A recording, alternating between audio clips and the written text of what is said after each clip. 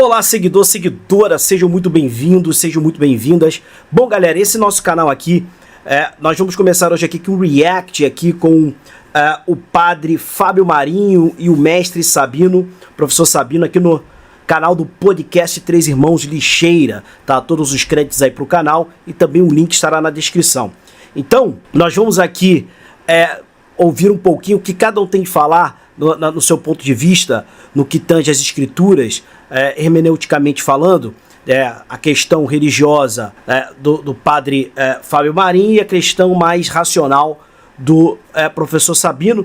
E dentre esses dois, eu vou interromper de vez em quando eu achar necessário, para então a gente colocar, debater aqui de igual para igual, ou até mesmo expor alguma coisa equivocada de ambos, né, que eu considerar equivocado que ambos digam, com base nas escrituras, com base no que tange aí a origem da humanidade, da Bíblia, etc. Beleza? Então, já aproveita para dar aquele like, inscrever-se no canal e ativar o sininho com todas as notificações, porque nosso canal aqui está começando, é um canal novo e eu preciso da ajuda de vocês para que a gente leve mais conhecimento ao maior número possível de pessoas. Beleza? A ideia nossa é de fazer as pessoas refletirem e principalmente despertarem, tá? Para que nós saímos aí dessa Matrix. Vamos lá? Vamos lá, podem ser 10 mulheres. São primogênitas? Não.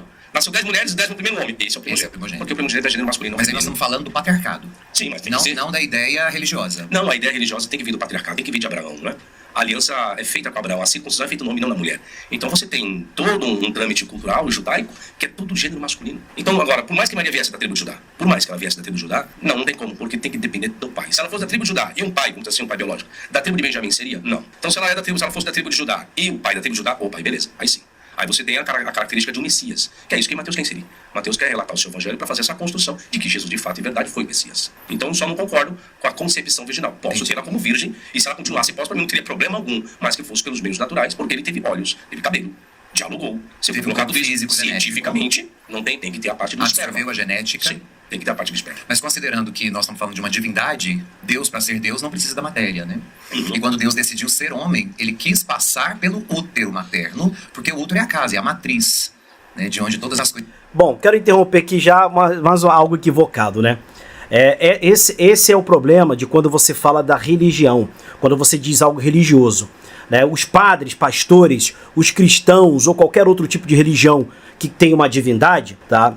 Um Deus, seja monoteísta ou politeísta, eles têm o hábito de colocar que tudo se dá por mágica, né? Então o que ele disse ali, por ser uma divindade, Deus não precisa da matéria. Isso se dá quando você estuda,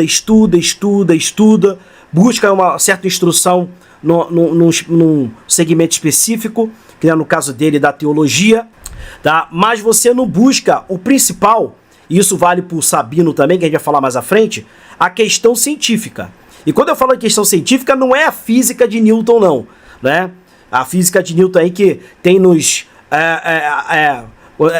atrasado milênios, tá? Eu estou falando da física quântica, tá? Da física quântica, que é principalmente a física quântica. Então, quando você entende um pouco de física quântica, você não precisa ser um físico para entender de física quântica, né? Com todo respeito aos físicos, né? Eu não preciso saber que a luz no meu quarto, do meu escritório acende ao apertar o interruptor ali ou ligar na tomada ou qualquer aparelho eletrônico. Eu sei que ao ligar ele vai funcionar. Eu não preciso saber como é que se dá a energia. Então, eu sei como é que ela funciona ali no básico, mas é mais do que suficiente para você ter um entendimento do que é eletricidade. Então eu digo aqui a mesma coisa. Então essa coisa de dizer que não precisa de matéria é porque não conhece nada de física quântica, não conhece nada do funcionamento de um átomo, nada de frequências vibracionais ou de outros tipos de energias, como a rádio, gama, etc. Não sabe nada, e aí ele tem esse parecer de que precisa sim, mesmo a fonte criadora, o que ele chama de Deus, que fique bem claro que eu creio em Deus, que vocês chamam de Deus. Só que o Deus que eu creio não é um senhorzinho de barba sentado num trono e tem o planeta Terra como centro dos universos, né? E ele fazendo a gente ali, achando que tem que fazer, criando leis e etc. Tá? Existe a fonte, a criadora de tudo, e a física quântica comprova, ratifica isso, tá? Que existe algo acima de nós, uma força, uma energia que construir isso tudo. Então, para você tem que ter a matéria, a antimatéria, não é? Você não tem matéria escura, você não tem como criar nada através do átomo se você não utilizasse da matéria. Seja, essa matéria ela pode ser diversas formas de acordo com essa sua dimensão. Não só na nossa terceira dimensão, essa aqui, que é uma ilusão, não é? Depois a gente pode falar isso mais para frente, tá? Mas em outras esferas, outras dimensões mais acima também, mesmo eles tendo corpos e energia serem mais fluidos e mais energia pura, ainda assim existe a matéria, que é o tipo de matéria, a densidade de acordo com aquela dimensão. Beleza? Vamos lá. Coisas saem. Vamos devagar aí, padre, agora. Deus, aí agora ficou complicado agora. Deus desejou ser homem. Peraí, então Jesus é Deus. Jesus é Deus. Não, desculpa, eu tenho que parar aqui de novo, gente. Deus desejou ser homem. Olha, você vê que ó, quando você se questionar de onde nasceu o machismo, tá? Você pode colocar isso na conta da Igreja Católica Apostólica Romana, não é? Porque, na verdade, essa discussão ela é até meio em vão entre esses dois. Eles são grandes estudiosos, eu respeito, são dois mestres. Mas é tão irrelevante isso, porque essas escrituras, ou seja, o que foi passado para a Bíblia, tá? Na verdade foi tudo adulterado e manipulado pela própria igreja, e a gente pode falar mais à frente aí, lá no Concílio de Nicéia em 325 depois de Cristo, tá? Então, você até dialogar sobre algo que já está manipulado é chover no molhado, né? Chega a ser uma insanidade. Não é? Porque essas escrituras são de livros apócrifos e de escrituras muito antigas, principalmente as sumérias, que foram ali colocados e manipulados e adulterados para se tornar a Bíblia, tá? Isso aí é comprovado, ratificado, a gente estudou e buscou isso, tá? Inclusive as tabuletas cuneiformes, com a escrita cuneiforme, que é muito mais antigo que hebraico, aramaico, grego, né? Muito mais antigo, né? Tô falando aí o cuneiforme aí de 100 mil, 200, 300 mil anos, tá? Então, e o ciclo bíblico ele só se dá de apenas 6 mil anos, como se 6 mil anos para trás não existisse nada no planeta Terra. Não é estranho? Claro, porque eles usam justamente as escrituras sumérias para ter como base a Bíblia Sagrada. Beleza? Vamos continuar aqui. Então essa coisa de dizer que Deus é homem, a mulher, tem países ainda hoje árabes que a mulher não pode estudar, não pode dirigir, ela não tem direito a voto, não tem direito a nada, e esse machismo ele se propaga ainda hoje, nos dias de hoje, em século XXI, tá? É incrível. Na verdade, não foi nem a própria Igreja Católica que fez isso. Milênios antes de outros seres quando aqui chegaram, que a gente pode falar isso em outro vídeo, que são os Anunnaki, não é? Que inclusive tem até no meu livro aqui, ó, nesse meu livro, né? Despertar o seu Deus interior para libertar-se da Matrix. Aqui eu falo não detalho 100%, mas o suficiente para você entender quem são os Anunnaki e de onde viemos. Então, daí que tudo começou e dessas escrituras que eles foram copiando, adulterando e chegamos ao que temos hoje que chamam de Bíblia Sagrada, tá certo? Volto a dizer, eu creio em Deus, tá certo? Só não creio quem escreveu a Bíblia porque eu sei que não foi através de Deus. Eu sei, né? Estou aqui atestando. Daí a gente vai falar mais pra frente aí. Ele é o próprio Deus. Quando os deuses existe um só em 3 pessoas. Como que é isso? O senhor nega a trindade? Não é questão de negar, é questão de explicação e fundamentação. Como que é isso? Me explica agora. A manifestação do Pai como criador de todas as coisas, o Filho como a razão pela qual todas as coisas foram feitas, e sem ele nada do que existe existiria, e o Espírito como aquele que é o operário, que realiza todas as coisas desejadas pelo Pai e que são concretizadas no Filho. Esses 3 podem se manifestar ao mesmo tempo? Eles estão unidos. Não, veja bem, eu só falei em unidade em pessoa. Eu falei se os 3 podem se manifestar distintamente ao mesmo tempo, pode? Pode, os 3 podem se manifestar. Como se manifestaram? Então isso é politeísmo, não é monoteísmo. A grande confusão... Ou enoteísmo, melhor seria. Enoteísmo. Ah, tá. Ok, aí nesse quesito... Nessa perspectiva, inclusive nos primeiros séculos, a grande dificuldade de se crer para as novas comunidades convertidas era a ideia de que como acreditar que um Deus pode ser 3. Por isso vai surgir desde o início, né, em Alexandria, a grande heresia de Ariano, porque a ideia de que Jesus não poderia trazer em si a divindade, né, e o primeiro concílio vai justamente servir para isso, dizendo que ele é verdadeiro Deus e verdadeiro homem, né, que é o símbolo do credo de Nicéia. Porque os cristãos eles vão entender que a manifestação de Deus está para além da compreensão humana e que Cristo não é meramente um homem. Então, portanto, ele é obra do Espírito Santo, como é o sonho revelado em Lucas para José e tudo mais. O senhor até citou isso, né? Então, aqui, vamos parar aqui mais uma vez. Então, vocês veem aí que é o lance sempre do machismo, né?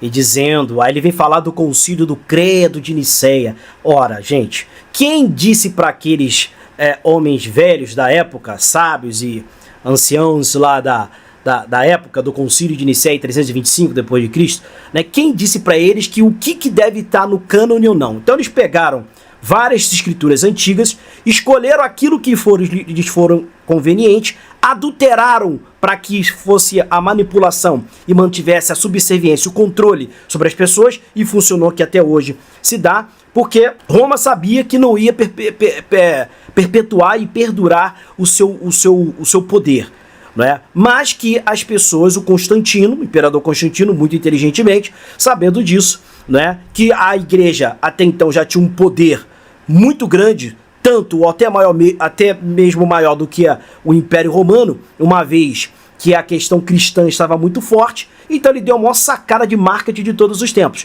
Então ele passou, na verdade, o poder todo sempre foi da igreja, né? Então ele uniu ali o poder de Roma ao poder que já era, na verdade, dominado pela Igreja Católica Apostólica Romana, e deu certo, que hoje eles não dominam mais, ou seja, os países com lanças, né, catapultas, invadem, porém eles invadiram e mantiveram na subserviência de uma forma, vamos dizer assim, de paz, trazendo a palavra de Jesus, né?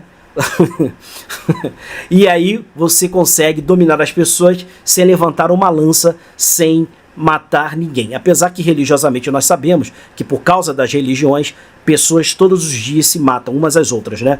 Guerras entre o Líbano, aquele povo de lá de Israel, até hoje em guerra, e eles só vivem guerra, né? Israel aí, né? Vamos entrar no âmbito político, mas sendo financiado pelos Estados Unidos, que ambos financiam a Ucrânia, por aí vai, tá? Então, essa questão do machismo, essa questão que tem que ser homem, porque é o seguinte, se todos nós, vamos usar a lógica, se todos nós viemos de uma fêmea, nós nascemos de uma fêmea, eu não estou dizendo que Deus, a fonte, é feminino, mas vamos usar a lógica. Se nós todos nascemos de uma fêmea, por que Deus tem de ser homem? Se usar a lógica e razão.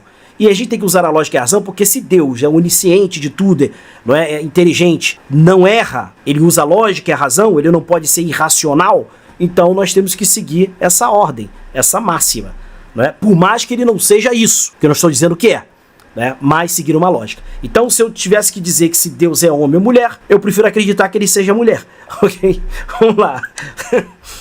Então, para nós, dentro da nossa crença cristã, não tem como separar o Pai, o Filho e o Espírito Santo, porque a Trindade é indistinguível. Não tem como separar em que sentido? Na coexistência, eles coexistem como Pai, Filho e Espírito. Vamos lá, vamos entrar no progresso. Aí é muita filosofia, é a filosofia da minha área, assim como você é filósofo, tá? Quando se trata desse aspecto, eu lhe pergunto, qual o fundamento para isso? Se nós estamos lendo a Bíblia, qual o fundamento bíblico para isso? Ou melhor dizendo, em qual momento Jesus assumiu ser Deus? De uma forma clara e explícita, ele da sociologia, em qual momento isso se deu? Eu e o Pai somos um. Em que sentido, qual contexto? Dá para contar o texto aí? Dá, Pedrão, providencial. João 14. João 14. Vamos ver o contexto, qual o sentido de Jesus quis dizer que ele e o Pai é um. Vamos ver se foi essência, onipotência, atributos naturais e morais, em grau de perfeição. Isso é o que caracteriza que seria a divindade. Vamos lá, não se perturbe o vosso coração, crede em Deus, crede também em mim. Na casa de meu Pai há muitas moradas. Se não fosse assim, eu vos teria dito, vou preparar o vosso lugar. Por que Jesus falou que na nossa casa há muitas moradas? Porque ele colocou a casa do Pai e não nossa, já que ele é divino também. Porque ele colocou na casa do meu Pai, na casa do meu Pai. Porque ele colocou na nossa casa muitas moradas, se não fosse assim, nós vos teríamos dito, iremos preparar o lugar. Por qual razão? Então ele colocou o Pai e não a nossa casa. Primeiro porque ele está ensinando que o Pai é nosso.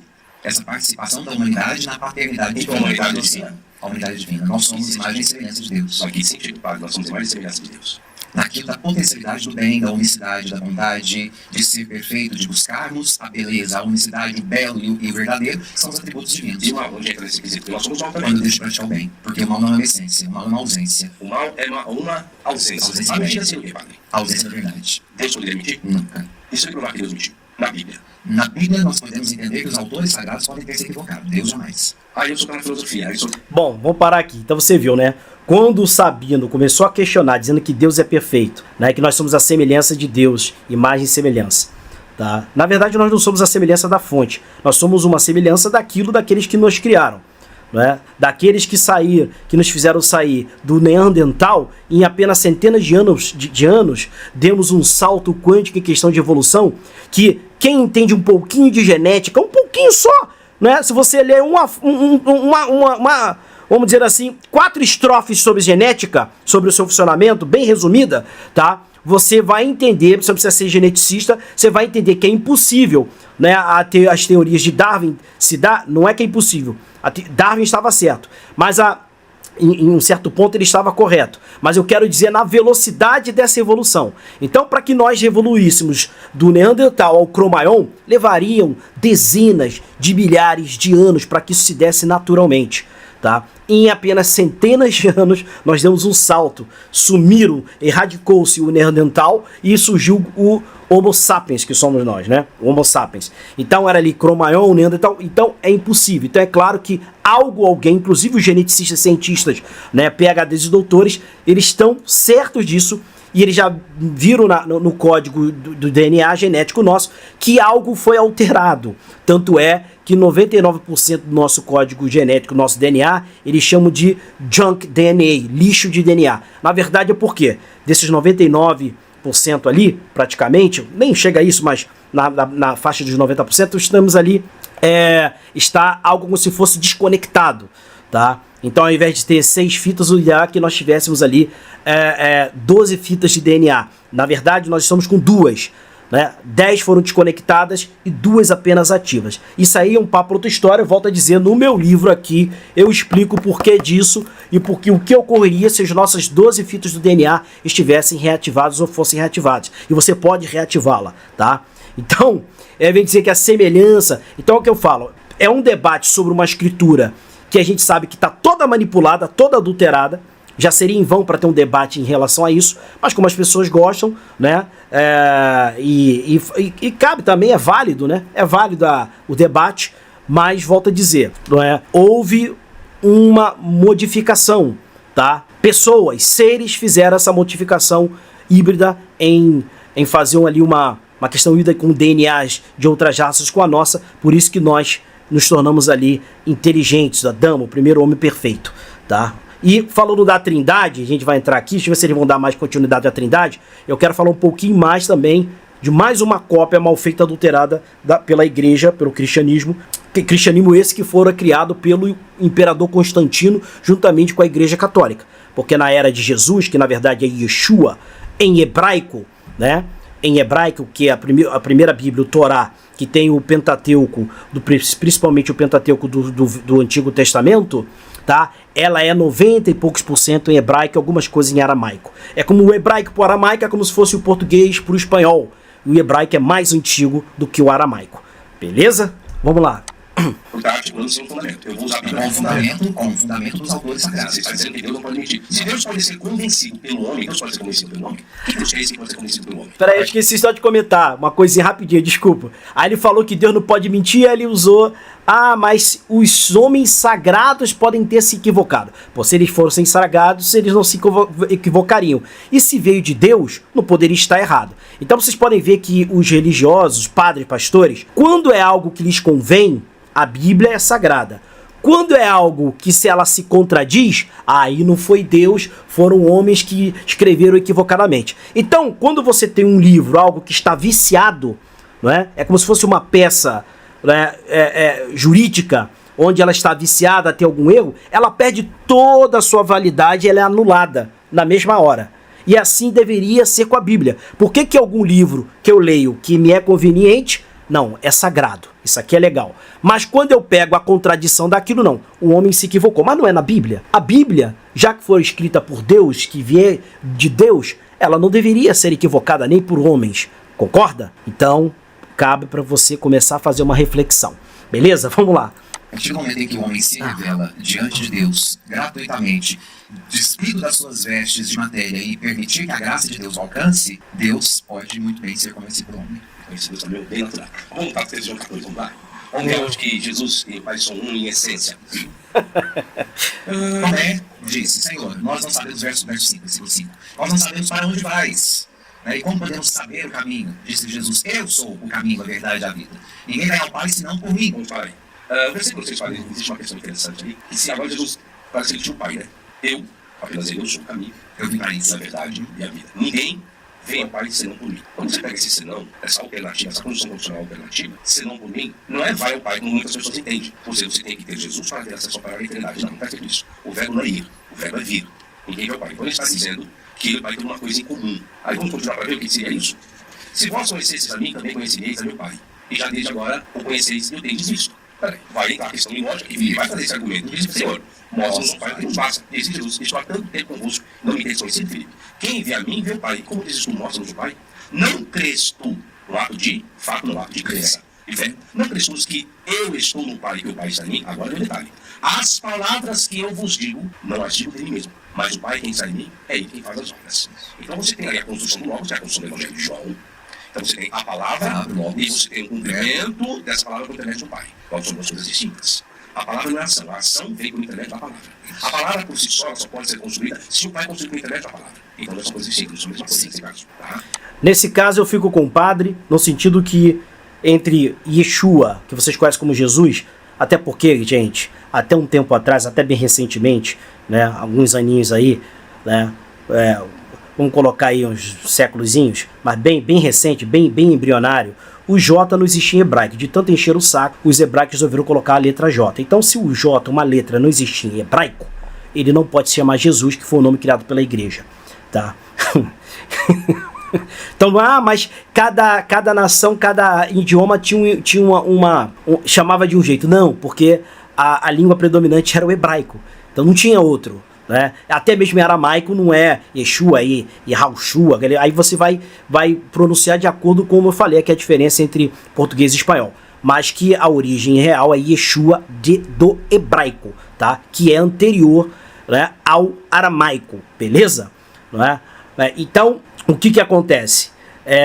Essa questão do Pai somos um, claro que é. Porque por que diz que Deus é onisciente? Ele tem ciência de todas as coisas, sabe de tudo. É porque Deus está em todos os lugares? Não. Não como você imagina, como uma mágica, uma fábula, uma crônica de Nárnia. Não, mas porque a fonte que você chama de Deus, ela está experienciando em cada um de nós, individualmente, a vida qual vivemos aqui nesse planeta.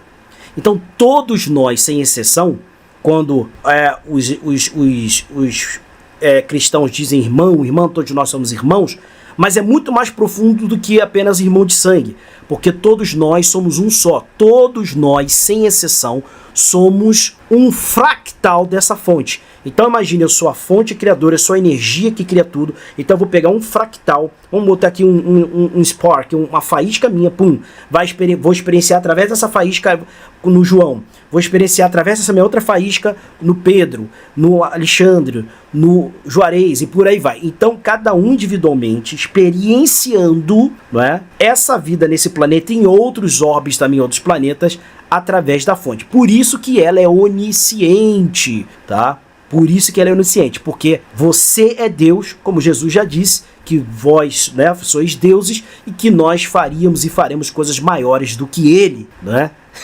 Em João mesmo, estão falando de João mesmo tem isso aí, dizendo que nós somos deuses. Vamos lá. Versículo 11. Credes-me que eu estou no Pai e para mim, creio ao menos por causa das mesmas obras. Na verdade, vos digo que aquele que crê em mim também fará, olha que interessante isso, as obras que eu faço, e as fará maiores do que essas, a demonstrativa que ele já feito, porque eu vou para o meu Pai. Assim como que ele vai, sim, o Pai já está. Você vê que não é uma construção redundante.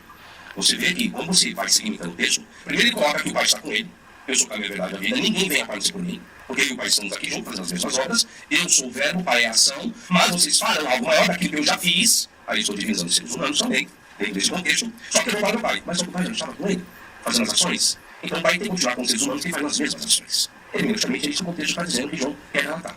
Aí eu pergunto, padre, dentro desse texto, João 14, não está colocando que os dois têm a mesma essência. Diz que os dois podem fazer a mesma obra, mas cada um tem uma funcionalidade diferente do outro. Como que é isso dentro de uma unidade? Aqui, ó.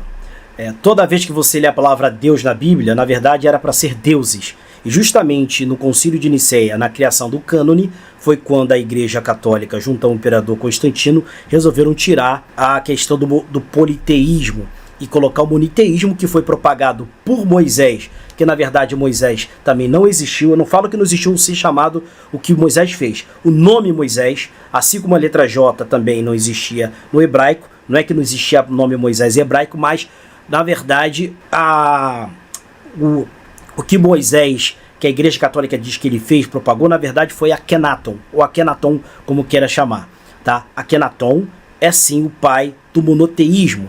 E se você pegar a história de Akenaton e comparar, fizer um paralelo com Moisés, você vai ver que não é idêntico, porque eles não são idiotas de botar exatamente igual, mas é muito parecido.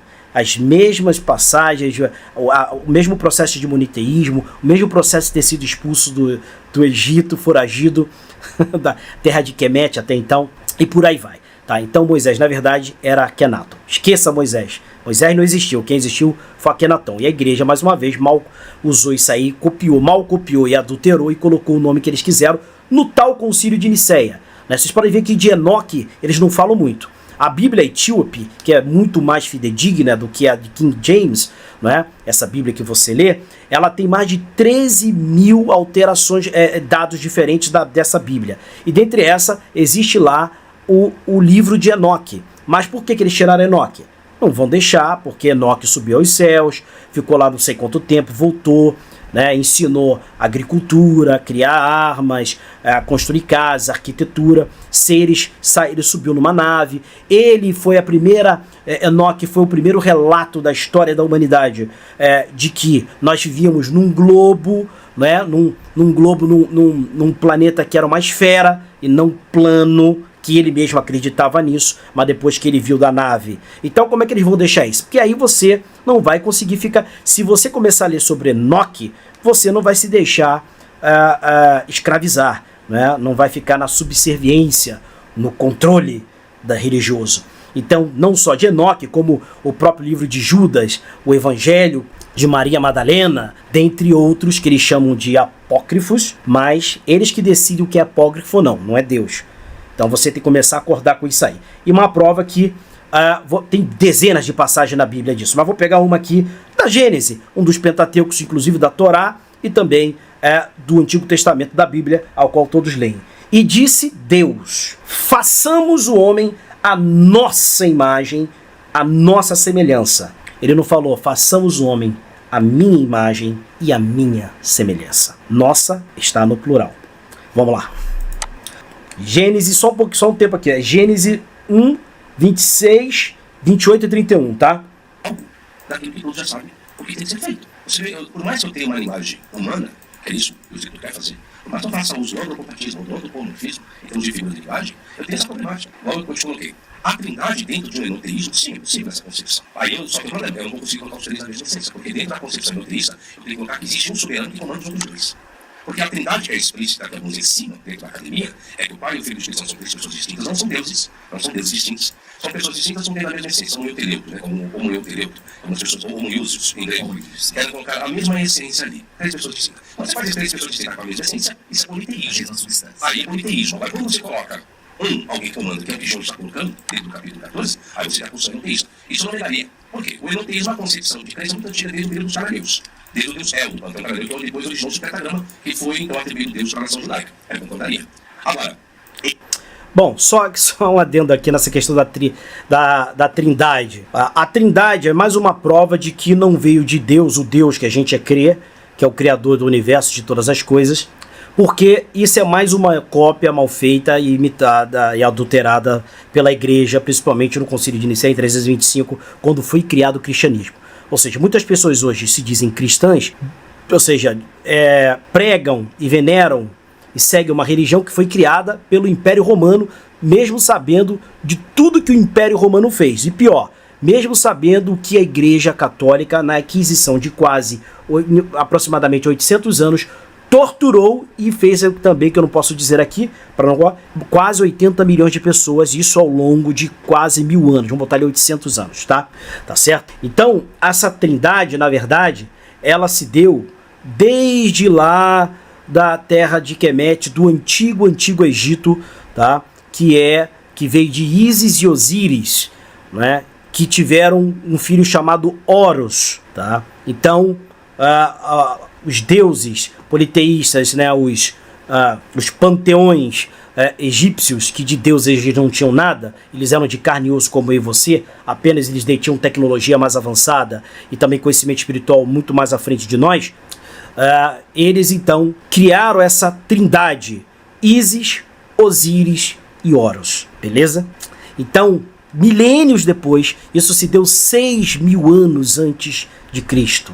No mínimo, para mim foi muito mais do que isso. Mas a ciência tradicional, né, diz que é em torno de 6.000 anos atrás. Então o que acontece? 6.000 anos, ou seja, milênios depois, é que se deu essa questão da Trindade, que é uma cópia mal feita e adulterada desde lá da terra de Kemet, o Antigo Egito, que veio, oriundo lá de Ísis, Osíris, que deram a luz a Horus. Beleza? Vamos lá. Entramos nesse assunto para entendermos a concepção original. Aí nós temos um problema grave. Vamos supor, então, realmente, que a concepção está errada, a concepção está certa. Nós temos um ato sobrenatural. Se nós temos essas três essências, o Pai, o Filho e o Espírito Santo, aí a pergunta: se os três estabeleceram as leis para conduzir um povo escolhido, que é o povo israelita, se um escolheu, logo os três concordaram para se escolher. E se as leis são implantadas para essa nação, logo foi aquilo que os três acordaram. Aí se torna confuso porque os três eram leis, aí ao mesmo tempo alguém vai e quebra essa lei. Ou seja, Maria é a noiva de José, é o relato bíblico. E se ela apareceu grávida, existe um peso muito grande dentro da lei. Aí nesse caso ela teria que se apedrejar. Aí vem a pergunta: então o Espírito Santo foi e quebrou a lei que ele mesmo estabeleceu? E como que depois Deus pode exigir algo legal mediante a humanidade se eles mesmos, os três, quebraram a própria lei que eles mesmos criaram e desenvolveram? Como você faz dessa forma? Quem cria a lei são os homens para justificar as suas atitudes, né? Inspirados, obviamente. Agora você fala do lei menino que da filosofia. Exatamente. O Sabino foi preciso. Quando ele é questionado e o argumento vence o argumento do padre Marinho na hermenêutica, ele pula para a filosofia, que é pior, né? Porque se ele sair da hermenêutica e ir para a filosofia, é pior. É aquilo que eu falei antes.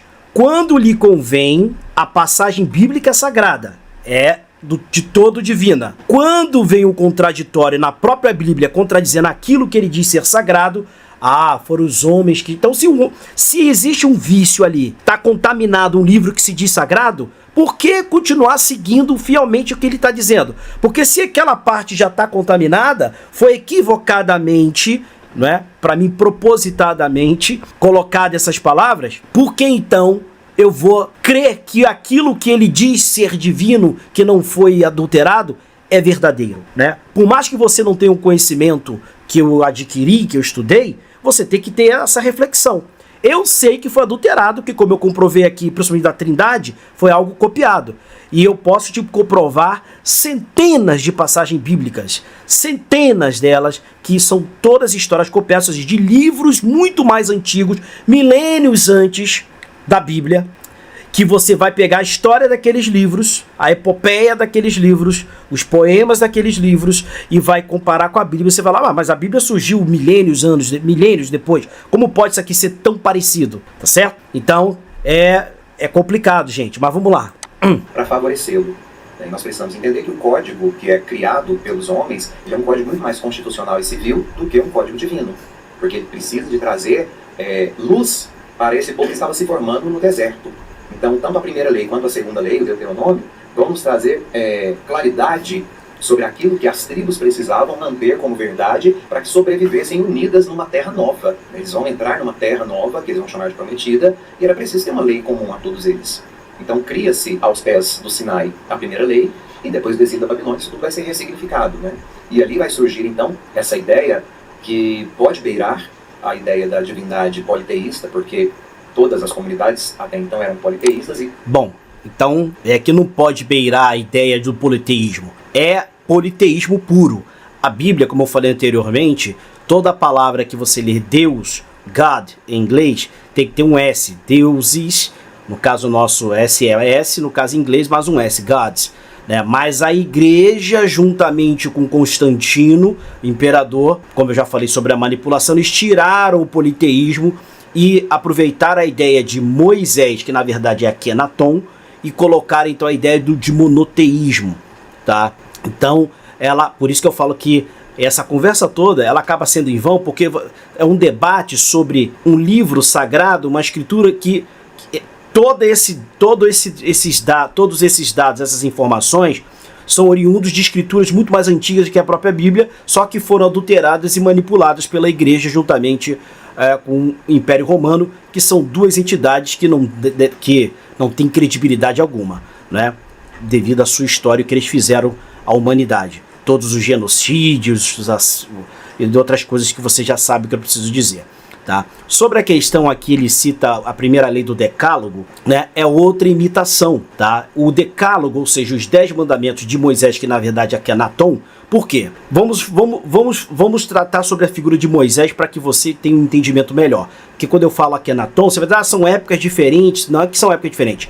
A Bíblia fez com que fossem épocas diferentes e criou um personagem com base na história de Akenaton. E ele disse que era Moisés. Mas vamos então nos ater ao nome Moisés, para ficar mais fácil o entendimento para você. Tá? Então, Moisés é parte da história que conta, realmente ele foi adotado. E por ele ter sido adotado, ele fora criado nas escolas de ministério do Antigo Egito, ou seja, a terra de Kemet. Então, por conseguinte, ele adquiriu toda a cultura e conhecimento e intelectualidade que ele tinha junto aos antigos egípcios, o Antigo Egito. Ou seja, toda aquela questão do império, né, do faraó, etc., ele ali era como se fosse um príncipe, certo? Então ele não era uma pessoa leiga, era uma pessoa letrada, estudada, né, e muito bem formada, não é? Sem contar outros conhecimentos esotéricos, espirituais, etc. Então, ele colocou na cabeça dele que ele tinha que seguir lá um dos faraós antecessores a ele, que era o que tem que praticar o monoteísmo, certo? Beleza, que é o Akenaton, mas você entende como Moisés. E por ele ter tido todo esse conhecimento do Antigo Egito, ele também praticava as 42 leis do Mat, não é? Que é a deusa da justiça e da verdade, não é? Egípcia, onde são 42 leis, Mat. Se você pegar do Decálogo, ou seja, os 10 mandamentos, não é? Dessas 42 leis, você vai ver que é uma cópia mal feita e adulterada dessas 42 leis dos 10 mandamentos. As 42 leis de Mat já existiam milênios, né? Milênios e milênios antes do primeiro, ou seja, dos 10 mandamentos que foi dado por Deus no Sinai, né? Que vários daqueles ensinamentos ali, a própria Bíblia tem a contradição, ali diz que não matarás, mas depois Deus manda matar em dezenas e dezenas de passagens na Bíblia. Para não citar uma aqui, vamos colocar aqui Samuel 15, 2-9, né? Onde Saul vai lá, ele manda matar mulheres, crianças, grávidas, idosos, não é? E ainda ficar com todas os pertences, pegar, não deixar ninguém vivo, não é? Mas pecou, não sei o que, e o livre-arbítrio? Pecou, mas não tem o livre-arbítrio, né? A pessoa tem. Então, eu estou dando aqui só uma passagem para que vocês tenham uma ideia, mas tem dezenas delas outras, né? A própria filha de Jefté, né? Que ele matou a própria filha em nome de Deus, tá? Então, como ele disse ali, o padre, que Deus é amor, Deus é isso, Deus verbo é amar. Não é bem assim. Volto a dizer, o Deus em que eu acredito, a fonte criadora na qual eu acredito que existe, e realmente ela existe, eu sei que existe, não é esse Deus da Bíblia, porque eu sei quem é. Inclusive no meu livro, aqui do meu livro, né, vocês podem ver, eu cito sobre isso aqui, quem é realmente o tal do Javé ou Jeová, tá? Quem é ele? Esse Deus genocida, que não é o nosso Deus, que é aquele que a gente acredita que criou o universo e todas as coisas, tá certo? Então, 8 leis do Decálogo, dos 10 mandamentos, é uma cópia mal feita, adulterada das 42 leis de Mat, ou seja, do antigo livro, o livro dos mortos do Antigo Egito. O livro dos mortos do Antigo Egito, tá certo? Temos ali 8 dentre as 10 leis que foram copiadas pelo Akenaton, como você conhece Moisés, que eram os ensinamentos, era uma prática prioritária, primordial, era prerrogativa isso, você praticar, aplicar aquilo ali na essência. Caso contrário, você era punido, até mesmo podendo perder até a própria vida. Beleza? Vamos lá. Curiosamente, baseada em 3 divindades, né? Desde o Egito até a Nova Canaã, o Israel pós-exílico. E quando Deus se manifesta na pessoa do Filho por meio da ação do Espírito Santo, ele quer colocar um fim a tudo isso. Ele vai dizer que o Pai, o Filho e o Espírito são um só, justamente porque o homem está buscando muitas explicações. Vamos recapitular a Trindade? Pai, Filho e Espírito Santo, na verdade, é uma cópia mal feita e adulterada da Trindade de Ísis, Osíris, que deram a luz a Horus, tá? Então essa foi, vamos dizer assim, registrada a primeira trindade, milênios antes dessa mesma trindade da igreja, que mais uma vez ela pega a cópia das antigas escrituras e usa isso como seu, ou como único, ou como inédito, criação de Deus. Mas quando você vai buscar escrituras muito mais antigas, até de 36 mil anos, 50 mil anos, né? As próprias tábuas sumérias, que são bem recentes, 6 mil anos, 7 mil anos, as mais recentes, você vê que o que está na Bíblia, a maior parte que está na Bíblia é oriundo dessas tabuletas de argila, principalmente. Vamos lá. E o homem tem lacunas a serem preenchidas que a fé não conseguiu tocar. E para evitar o politeísmo, o monoteísmo vai usar então a ideia do único Deus. Só que o cristianismo desdobra esse único Deus em ações. João vai dizer na sua carta que Deus é a experiência do amor. Então ele vai reduzir Deus a um substantivo, amor. Daí nós sabemos que no grego existem palavras diferentes para designar o que é Deus.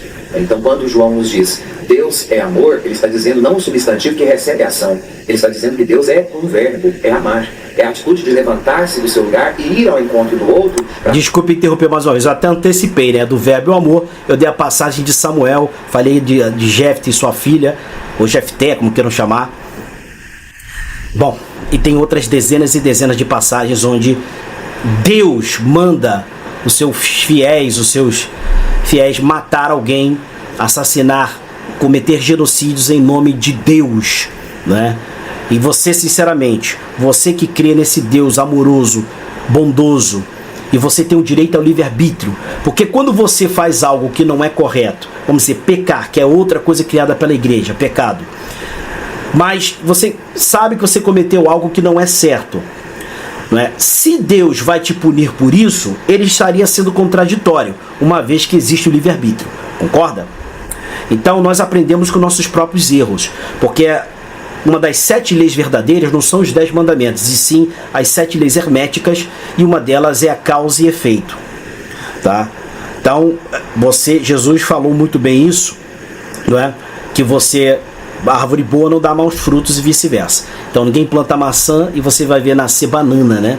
Então você vai plantar o mal e você acha que vai colher o bem, não tem como, tá? Então essa questão da energia do universo, e essa é uma das leis verdadeiras, comprovadas, né? É a causa e efeito, o que podem chamar de karma, né? Que na verdade é isso.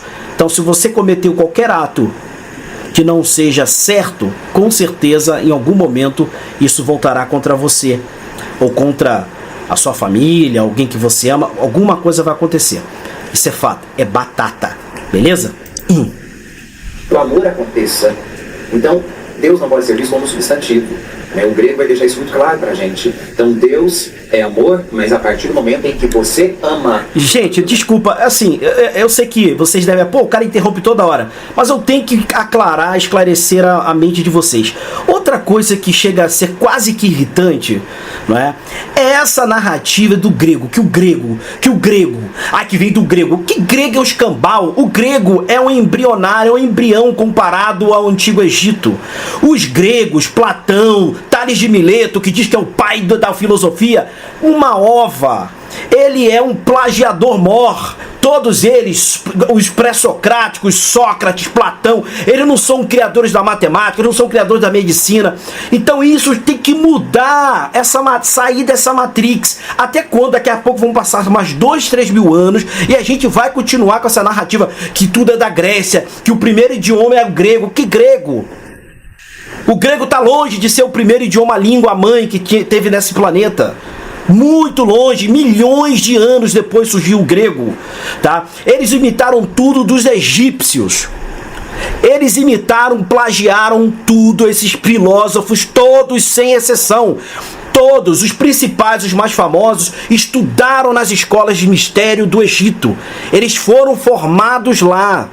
E eu até entendo que muitos deles não têm nem culpa de terem adquirido essa fama, porque o próprio sistema a Matrix, esse sistema que a galera vive dentro de uma redoma, criou isso, criou essa narrativa. E quando uma mentira, desde lá de a tática da mentira, que o Joseph Goebbels, um dos braços direitos do Hitler, nazista, ministro de propaganda e publicidade, implementou essa tática. Vamos contar uma mentira para várias vezes até que ela se torne verdade. Então essa coisa de dizer que o grego vem do grego, que o grego criou, é a maior mentira da humanidade. Eles não criaram nada, eles plagiaram tudo.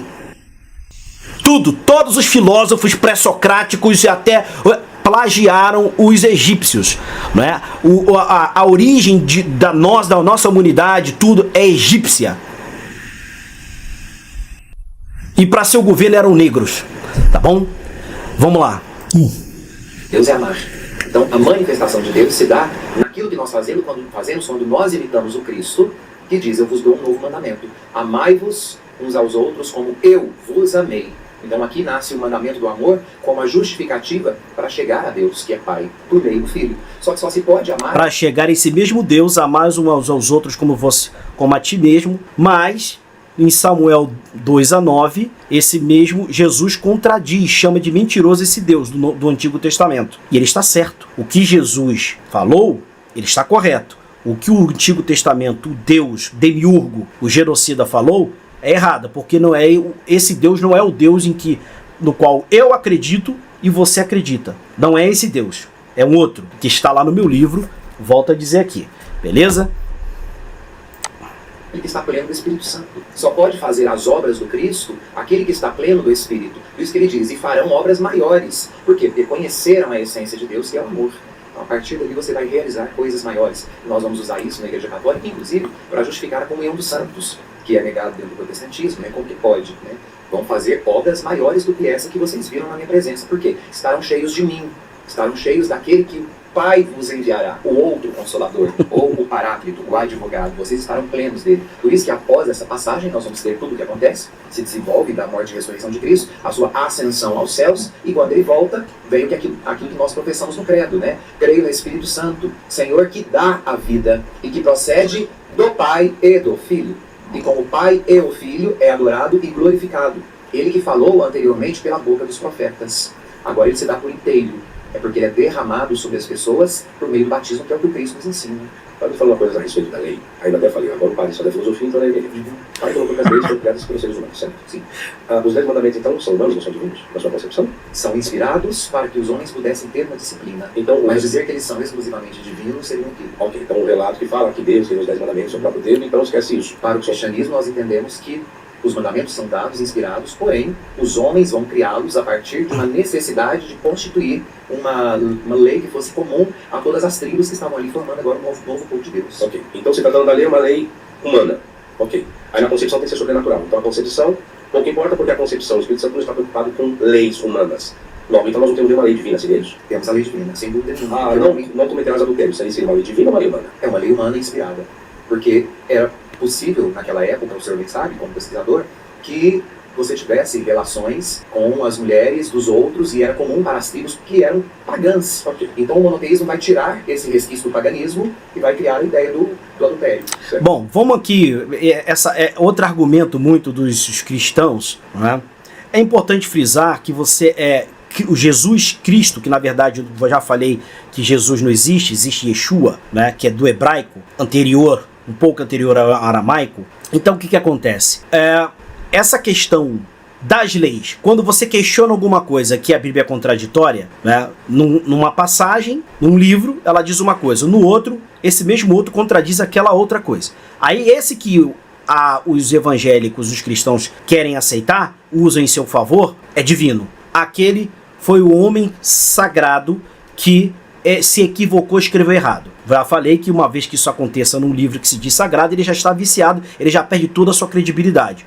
Porque você não tem como garantir que aquela parte que você diz que é fidedigna, ela é divina, uma vez que a outra está viciada, tá? Então, se é algo que veio realmente da fonte criadora, sabedora de todas as coisas, a lei dela, ou que ela disse, tem que ser atemporal. Não existe isso, porque para a época Deus criou essa lei. Ele não pode, ele tem todo o conhecimento de todas as coisas, independente das épocas, independente da realidade. Até porque passado e futuro não existe. Ah, você tá fazendo doida, não. O que existe é o agora, não é? Na nossa realidade tridimensional, nós temos essa perspectiva de tempo e espaço. Mas quando você começa a estudar física quântica, que é algo já ratificado, você vai entender que não existe passado e futuro, e sim um agora, tá? Mas isso é um papo para outro vídeo. O que acontece? Ele tinha que criar as leis que fossem atemporais, que elas fossem, ou seja, atuais, independente da sua era, do seu íon.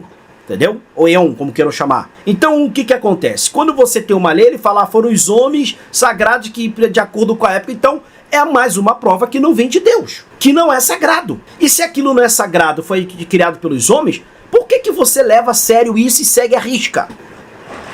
Cabe uma reflexão.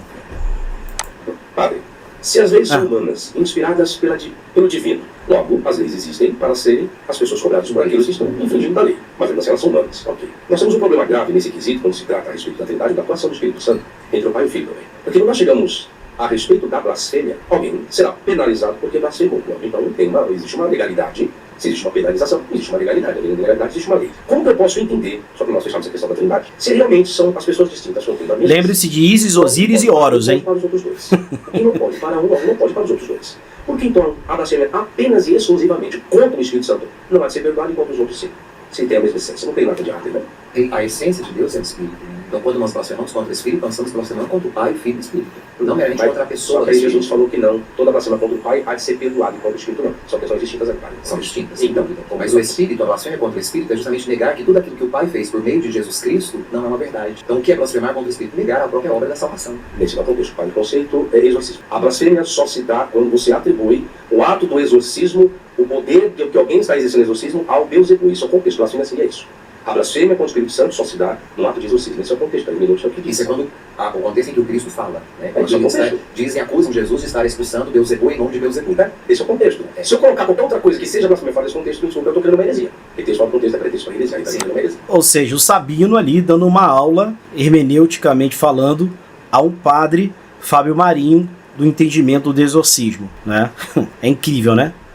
E aí, quando você começa a fazer uma reflexão daquilo que o seu pastor, o seu padre te passa, você vê que não tem muito a ver, tá? E eu falo isso aqui com todo o devido respeito, longe de querer menosprezar o grande mestre, padre Fábio Marinho, e também o mestre Sabino, dois grandes mestres, tá? Aqui o intuito do vídeo não é de menosprezar ninguém, mas de fazer você, uma cabeça pensante, que tem um cérebro, que é inteligente, começar a refletir sobre algumas questões.